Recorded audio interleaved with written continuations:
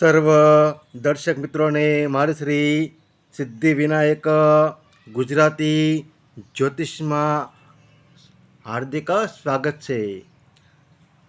ગુરુનું ગોચર કર્ક રાશિમાં તારીખ 31/10/2026 સુધી ગુરુદેવનું કર્ક રાશિમાં ગોચર શરૂ છે. તો આપણે આગળ વિડીયોમાં જેનું મેષ રાશિ હતી, જેનું મેષ લગ્ન હતું, જેની વૃષભ લગ્ન હતું, જેની વૃષભ રાશિ હતી, એના વિશે જાણ્યું હતું. આજનો વિષય છે જેનું મિથુન લગ્ન હશે કે જેની મિથુન રાશિ હશે એના માટે ગુરુનું ગોચર. તો જુઓ મિત્રો, જેની જન્મકુંડળી મિથુન લગ્નની હોય, એટલે કે જન્મ સમયે તમારી કુંડળીમાં અહીંયા 3 નંબર લખેલા હોય તો એને કહેવામાં આવે છે મિથુન લગ્ન. અથવા તો જન્મ સમયે ચંદ્રદેવ છે એ મિથુન રાશિમાં રહેલા હોય તો એના માટે એની રાશિ આવે છે મિથુન રાશિ. તો જેનું મિથુન લગ્ન હોય કે મિથુન રાશિ હોય એના માટે ગુરુદેવ છે એ બીજા ભાવથી ગોચર વર્તમાનમાં કરે છે. તો આપણે જાણીશું કે જેનું મિથુન લગ્ન હશે કે જેની મિથુન રાશિ હશે એના માટે ગુરુ વર્તમાનમાં શું પરિણામ આપશે. તો મિથુન રાશિવાળા માટે ગુરુદેવ છે બીજા ભાવમાં ગોચર કરે છે. તો આ સમય એના માટે ધનનો યોગ સારો બની શકે છે, કારણ બીજો ભાવ છે એ ધનનો છે અને બીજો ભાવ છે એ વાણીનો છે.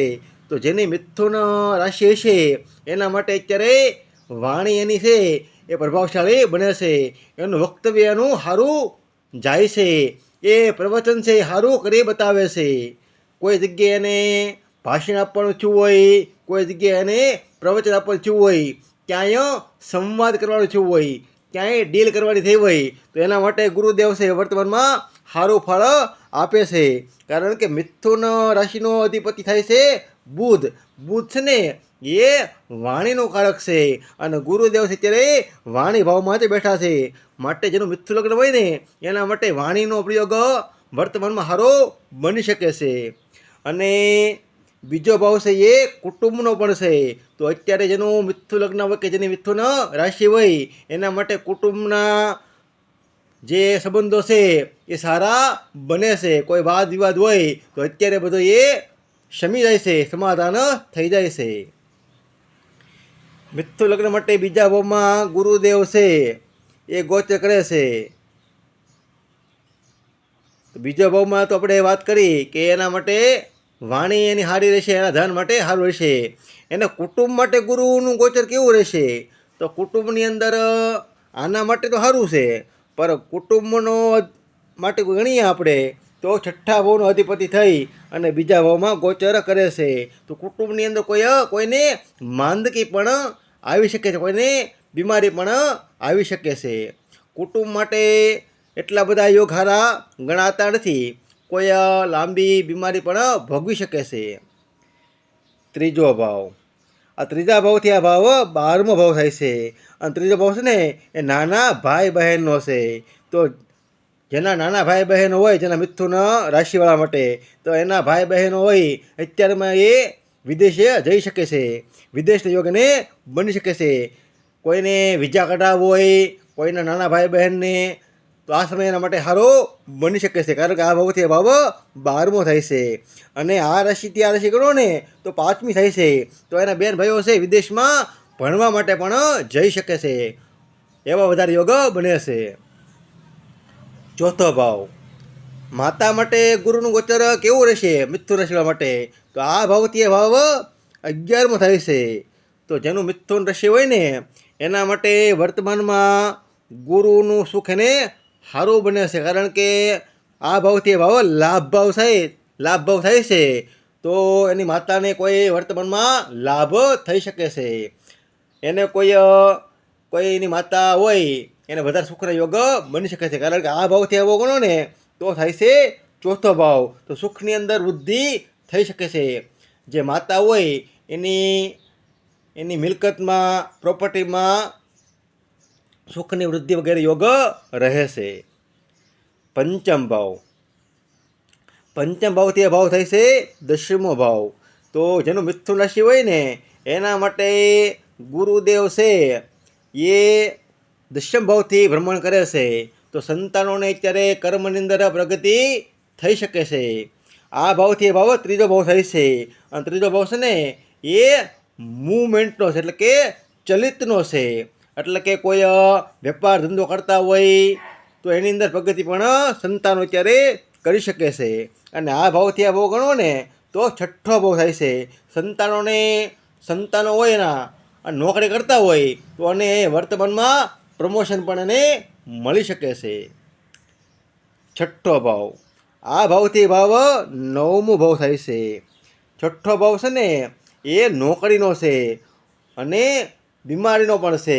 તો જેનું મિથુન રાશિ હોય કે જેનું મિથુન લગ્ન હોય ને એના માટે વર્તમાનમાં એ કોઈ નોકરી કરવા માગતા હોય, કોઈ જોબ કરવા માગતા હોય તો એને વર્તમાન વચ્ચે જોબના નોકરીના યોગ ઊભા થાય છે, કારણ કે ગુરુ દૃષ્ટિ આ ભાવ ઉપર પડે પણ છે.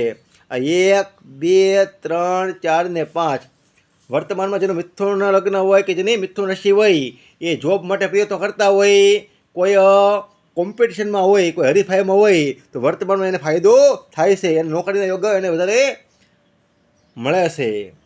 અને જો કોઈ બીમારી હોય નાની મોટી તો એમાં પણ વૃદ્ધિ થઈ શકે છે, કારણ કે ગુરુ છે એ વૃદ્ધિનો પણ કારક છે. માટે આ ભાવની જો નાની મોટી બીમારી હોય છે ને તો બીમારીમાં પણ વૃદ્ધિ થાય છે. સાતમો ભાવ છે ને એ પતિ અને પત્નીનો છે અને ભાગીદારીનો છે. તો આ ભાવથી ભાવ આઠમો થાય છે. જુઓ, પતિ કે પત્ની કમાતા હોય તો એનાથી એને ધનના યોગ પણ રહે છે, એમાં કોઈ ના નથી. કારણ કે આ ભાવથી આ ભાવ ગણો ને તો આઠમો થાય છે, પરંતુ આ ભાવથી આ ભાવ બીજો ભાવ પર થાય છે. તો પત્ની કોઈ કામ કરતી હોય, કોઈ નોકરી કરતી હોય, કોઈ ધંધો કરતા હોય તો એનાથી એને ધન પણ મળવાના યોગ રહે છે.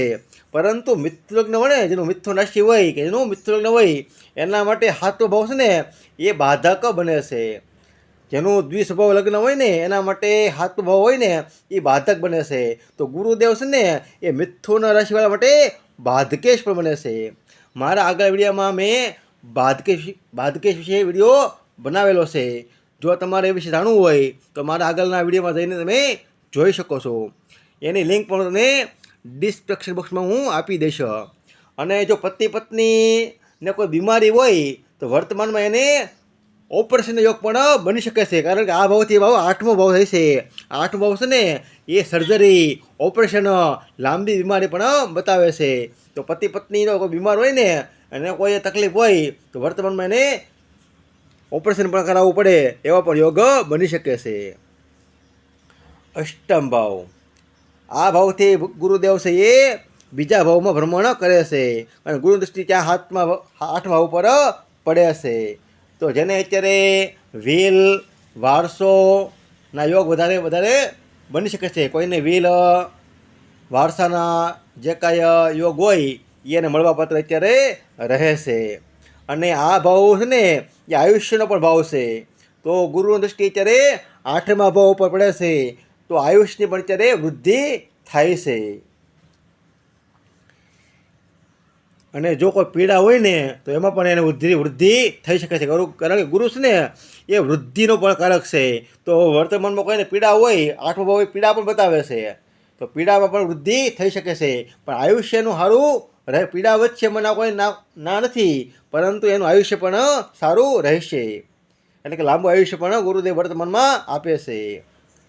નવમ ભાવ, આ ભાવથી આ ભાવ છઠ્ઠો ભાવ પડે છે. જુઓ, 1, 2, 3, 4, 5 ને 6 તો જેની મિથુન રાશિ હોય ને એના પિતા માટે અત્યારે બીમારીનો યોગ ગણી શકાય છે, કારણ કે આ ભાવ છે ને એ પિતાનો છે અને આ ભાવથી એ ભાવ છે ને એ છઠ્ઠો ભાવ પડે છે. છઠ્ઠો ભાવ બીમારી બતાવે છે, તો પિતાને કોઈ વર્તમાનમાં બીમાર પણ થઈ શકે છે. તેમજ આ ભાવ ભાગ્યનો ભાવ પડશે. આ ભાવથી આ ભાવ છઠ્ઠો પડતો હોવાથી તો ભાગ્યમાં રૂકાવટ પણ અત્યારે આવી શકે છે. ભાગ્યોદયમાં કોઈ પ્રકારે વિલંબ પણ થઈ શકે છે. દશમ ભાવ, આ ભાવથી એ ભાવ પાંચમો ભાવ પડે છે અને ગુરુની દૃષ્ટિ ત્યાં પડે છે. જુઓ, 7, 8 અને 9 ગુરુની નવમી દૃષ્ટિ ત્યાં દશમ ભાવ ઉપર પડે છે.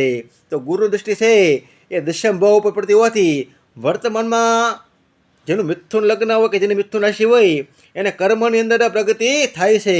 કોઈ ધંધો કરતા હોય, વેપાર કરતા હોય, બિઝનેસ કરતા હોય, નોકરી કરતા હોય, જોબ કરતા હોય તો વર્તમાનમાં એને આવકના યોગ એને વધે છે, કર્મના યોગ એને વધે છે, કર્મની અંદર એને પ્રગતિ થાય છે, એમાં એને સફળતા પણ મળે છે.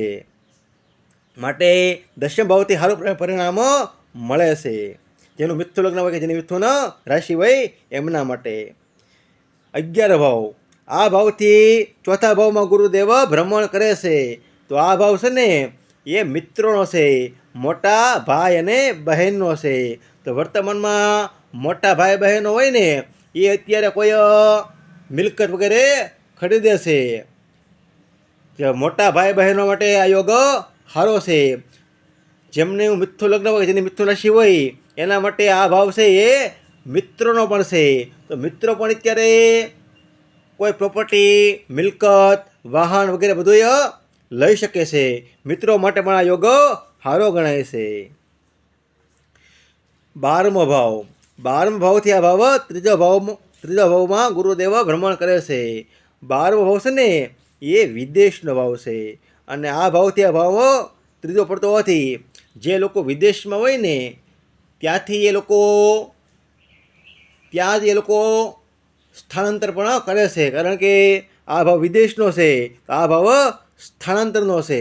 એટલે કે ચોથા ભાવથી 12મો પડે છે.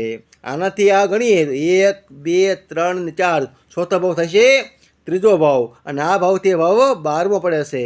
તો વર્તમાનમાં જે લોકો વિદેશમાં હોય તો વિદેશની અંદરથી એ સ્થળાંતર કરે છે કે પોતાના દેશમાં પણ આવી શકે છે, અથવા એક વિદેશમાંથી અન્ય વિદેશમાં પણ જઈ શકે છે, અથવા વિદેશમાં રહેતા હોય તો એ વિદેશમાં સ્થાન પરિવર્તન પણ કરે છે. એવા પણ યોગ બની શકે છે. વિદેશમાં જે લોકો રહેતા હોય એના માટે વર્તમાનમાં થોડોક કપરો સમય પણ બની શકે છે. કારણ કે આ ભાવથી એ ભાવ 8મો ભાવ પડે છે. અને આ વર્તમાનમાં જે વિદેશમાં રહેતા હોય ને એના માટે ત્રીજો ભાવ પડે છે. તો વર્તમાનમાં જે લોકો વિદેશમાં રહેતા હોય ને મિથુન લગ્નવાળા કે મિથુન રાશિવાળા, તો એના માટે વર્તમાનમાં મહેનત, સંઘર્ષ વગેરે વધી શકે છે. આવી રીતે જેનું મિથુન લગ્ન હોય કે જેની મિથુન રાશિ છે એના માટે ગુરુદેવ છે એ વર્તમાનમાં આવું પરિણામ આપે છે. મેં એક વાત આગળ પણ કરી હતી કે બધાને સરખું ફળ મળતું નથી. આમાં દેશ, કાળ અને પાત્ર એ પ્રમાણે પણ ફળ મળતું હોય છે. બધાને સમજી લો કે આ દુનિયાની અંદર કરોડો વ્યક્તિઓ હોય જેનું મિથુન લગ્ન પણ છે અને મિથુન રાશિ પણ છે, પણ દેશ, કાળ ને પાત્ર બધાને ફરતું હોય છે. માટે બધાને ગુરુનું ગોચર છે એ અલગ અલગ પરિણામ આપે છે.